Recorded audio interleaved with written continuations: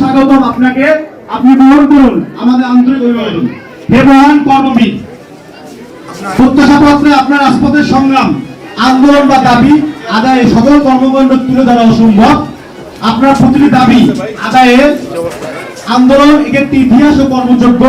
আপনি হয়তো জীবনের শেষ পর্যন্ত আপসহীনভাবে এর ধারাবাহিকতা বজায় রাখবেন এবং আমরা কোথাও না কোথাও এর সাক্ষী হয়ে থাকবো ইনশাআল্লাহ।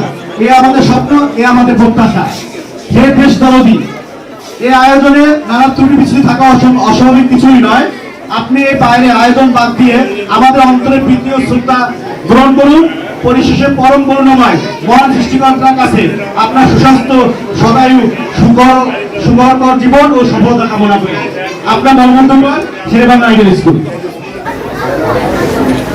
আজকে এই মহতি অনুষ্ঠানে আমাকে আমন্ত্রণ জানানোর জন্য আমি শেরেবাংলা আইডিয়াল স্কুলের সবাইকে ধন্যবাদ জানাচ্ছি, কৃতজ্ঞতা জানাচ্ছি। আজকের এই অনুষ্ঠানের সভাপতিত্ব করছেন এম এ তুহিন।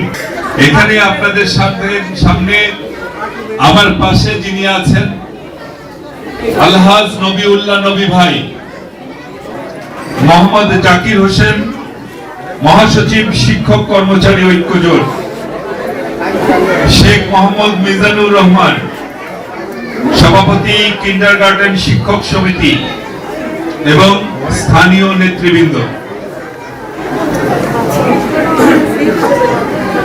আমার খুবই ভালো লাগছে, আমি মনে হয় একটা ফুলের বাগানের মধ্যে বসে আছি।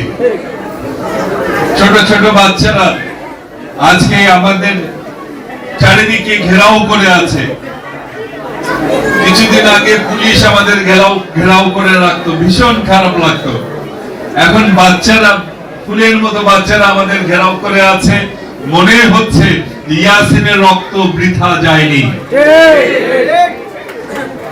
এখানে শহীদ ইয়াসিনের বোন কিছুক্ষণ আগে আপনাদের সামনে বক্তব্য রেখেছেন। একটি কথা বলেছেন, ইয়াসিন ছিল দায়িত্ববোধ সম্পন্ন একজন মানুষ, একজন ছাত্র। সে তার বাসার বাজার করে দিত, সে তার মা বাবার ওষুধ কিনে আনত, সে তার মা বাবার মশারি, ঘুমানোর সময় মশারি টাঙিয়ে দিত।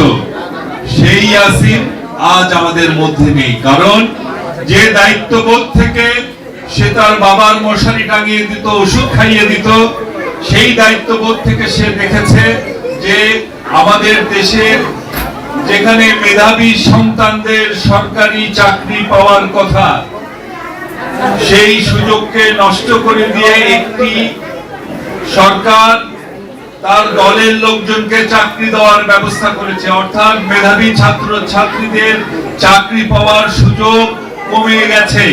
এটি একটি অন্যায়। সুতরাং এই সমাজের একজন দায়িত্ববান সন্তান হিসেবে আমি ঘরে বসে থাকতে পারি না, আমার উচিত এর প্রতিবাদ করা এবং সেই